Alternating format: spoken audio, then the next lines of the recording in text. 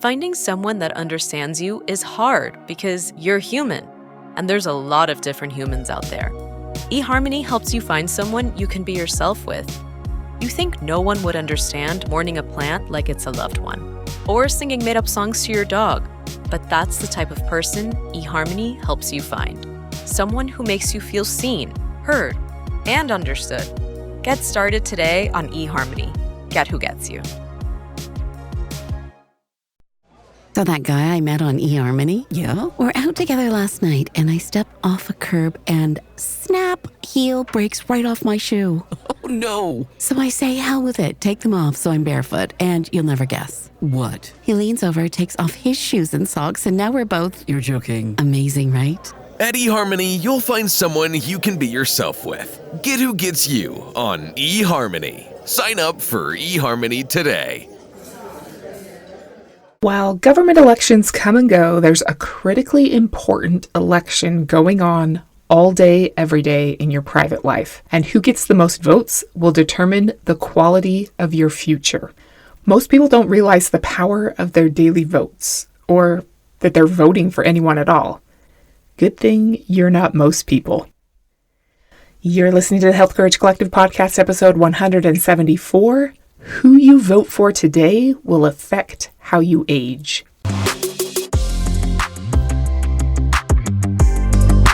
Welcome to the Health Courage Collective podcast, the show for women who are too busy to slog through hours of generalized, inapplicable, and often contradictory health information, but too smart to ignore that a few minutes of focused attention now can prevent years of suffering in the future.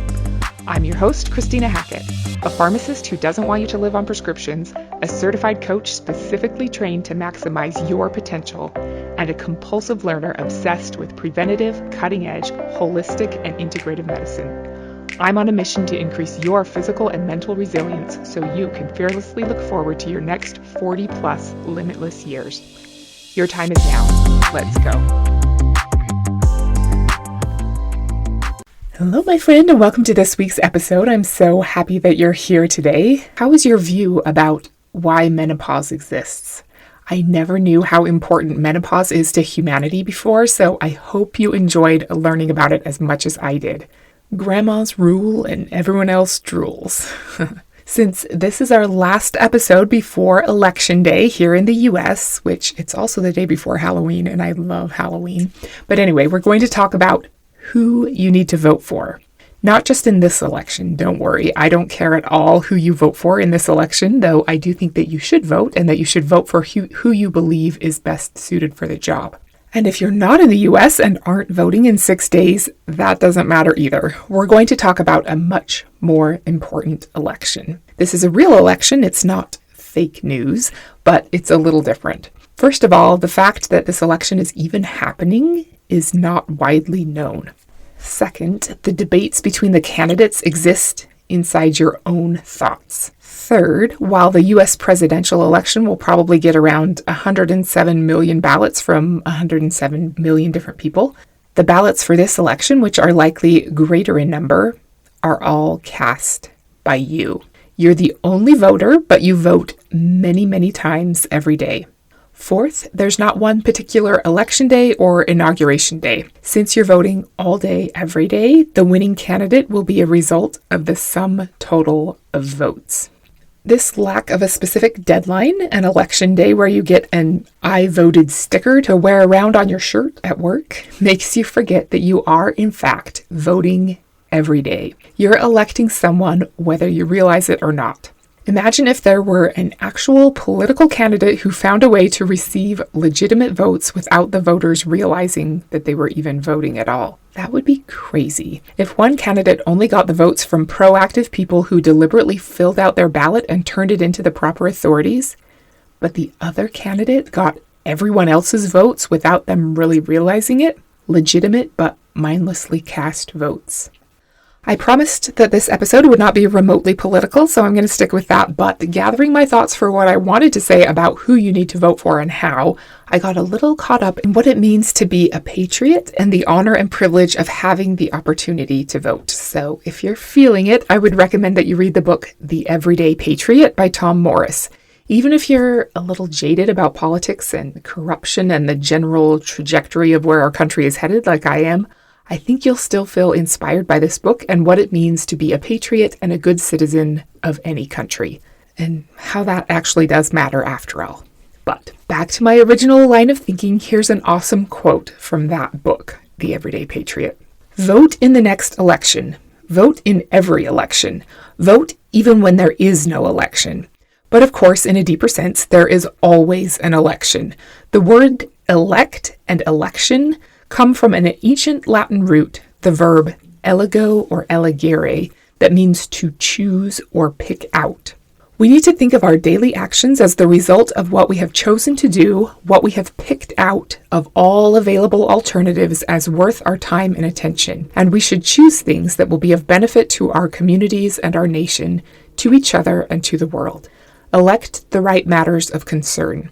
Choose needed actions. Vote with your time, your attention, your conversation, and your energies day to day. Read the paper, keep up with the more reliable news sources that have been around a long time and are staffed by well-trained journalists, sites that were not created simply for narrowly partisan interests. Keep up on the problems and opportunities of the day and get involved in your community to help with the many solutions to local challenges that are required for a better life together. Notice all the needs and challenges that exist around you. Take action. Do something good. And by your deeds as well as your words, you can make your views known. And of course, by doing the same things, so can I. End quote. Let's pull out some of Tom's philosophical wisdom. There's always an election happening. All day, every day. Thank goodness, not in real life with all those awful negative commercials.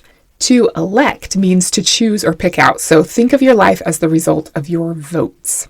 What you have picked out or chosen above all available alternatives. How does that make you feel?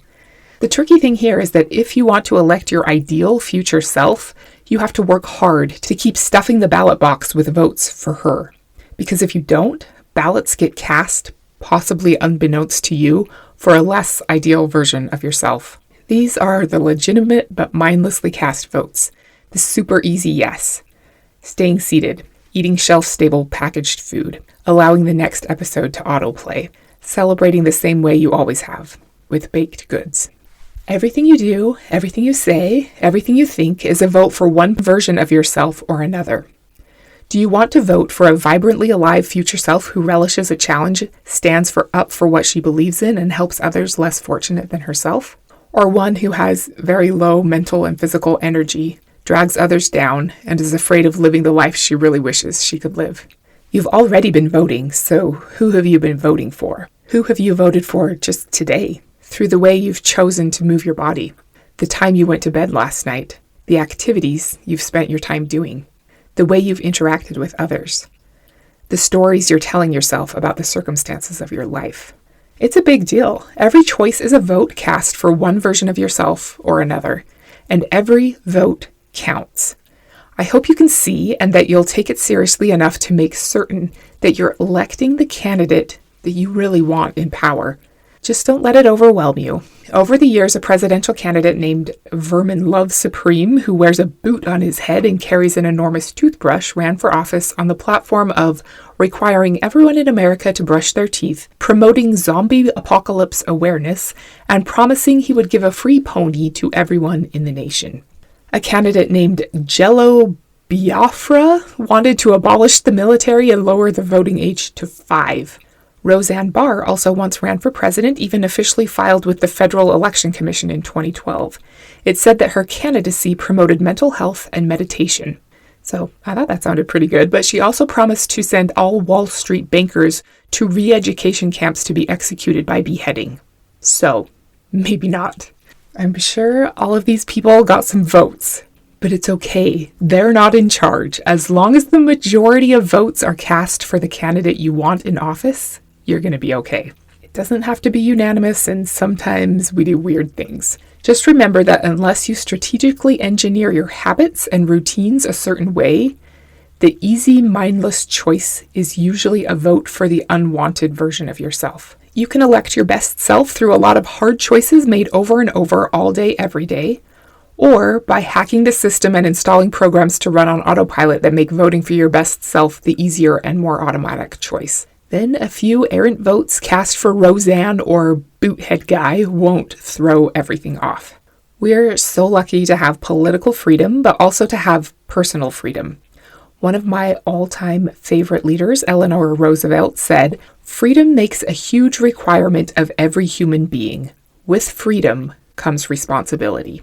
Your circumstances don't determine your outcome the way they did with serfs under tyrant rule or whatever, which is awesome. But with that freedom comes the responsibility to make optimal decisions. Plato famously said that the punishment for refusing to participate in politics is that you end up being governed by your inferiors. I would add that the punishment for not realizing that every hour of every day is an election for who you are going to become, you might end up becoming someone you're not proud of.